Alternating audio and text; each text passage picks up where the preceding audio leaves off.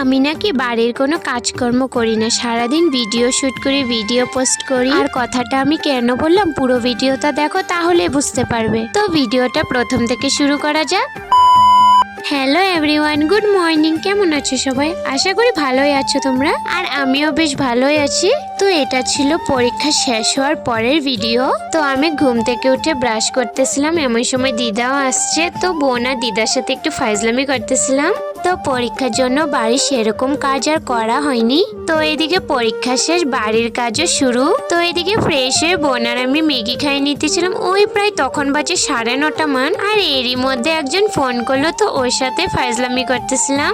যাই হোক, অনেক কথাই বলেছি, এবার না হয় কাজের কথায় আসি। তো পরীক্ষার কিছুটা দিন তো অনেকগুলোই কাপড় জমেছে, তো সেইগুলি প্রথমে ধুয়ে দিলাম। যেহেতু এখন দিন খুব ছোট, এই বুঝি সূর্য মামা উঠলো, এই বুঝি সূর্য মামা চলেও গেল। এদিকে আমার বোনের অবস্থা খান দেখো, ও বলতেছে কার পাল্লায় যে আমি আজ পড়লাম। এদিকে কাকুকে দেখে একটু ভিডিও করে নিলাম। কাকু বলতেছিল যে আমার ভিডিও নাকি কাকু দেখে। এবার ওই দেখো আমাদের পাড়ার মালিকগুলোকে, প্রত্যেকটা বাড়ির এক একটা করে মালিক।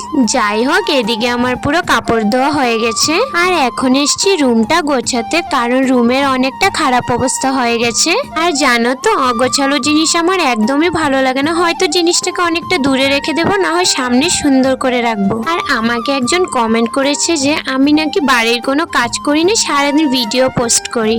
আর কথাটা তুমি ভালোর জন্য বলেছো আমি জানি। আর দেখো, তুমি তো কোনোদিন দেখোনি যে আমি বাড়ির কাজ করি বা কিনা। দেখো, আমার বাড়ির কাজও করতে হয়, আবার এর বাইরেও আমার কিছু কাজ আছে। পার্সোনালি আমি ভিডিওতে সব কাজ দেখাতে পছন্দ করি না। ক্যামেরার সামনে আমি যেগুলো কাজ করি, ক্যামেরার বাইরে এর থেকে বেশি কাজও আমার করতে হয়। আর দেখো, আমার ভিডিও আমার রিলেটিভস, আমার আশেপাশের মানুষ, ওরা সবাই দেখে। তাই কোনো কিছু দেখাওয়া জিনিস বা কোনো কিছু বলা, এসব আমি করি না। তো তুমি ওদের থেকে খবর নিয়ে নিতে পারো যে আমি সারাদিন কাজকর্ম করি না ভিডিও শুট করি। আর দেখো, ভিডিও আমি তখনই করি যখন নিজের ভালো লাগে বা ভিডিও করতে ইচ্ছে হয়, তখনই আমি ভিডিও করি। তো যাই হোক, আমি অনেক কিছুই বলে ফেললাম, কিছু ভুল বলে তোমাদের কাছে আমি ক্ষমা প্রার্থী। তো দেখো, এদিকে রুম পরিষ্কার করে স্নান করে এরপর চলে আসলাম মন্দিরে।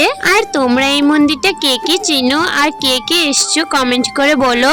যদিও আমার কোনো প্ল্যানিং ছিল না মন্দিরে আসার, কারণ আমাকে ফোন করে শুধু এটাই বলেছিল যে আমি যাব কিনা। আমি ভাবলাম যে বাজার যাবে, তাই আর আমি মানা করিনি। তো ড্রেস আপ নিয়ে কোনো কিছু বলো না, আসলে জানতাম না যে আমার ফ্রেন্ডটা মন্দিরে আসবে। এরপর ঠাকুর নমস্কার করে প্রসাদের এখানেও চলে এসেছি। আর দেখো, মন্দিরে আমি 2-3 বার এসেছি, কিন্তু প্রসাদ আমি প্রথমবার নিলাম। তো এরপর আর কোনো ভিডিও করা হয়নি। ভিডিওটা তাহলে এই অবধি। Bye bye.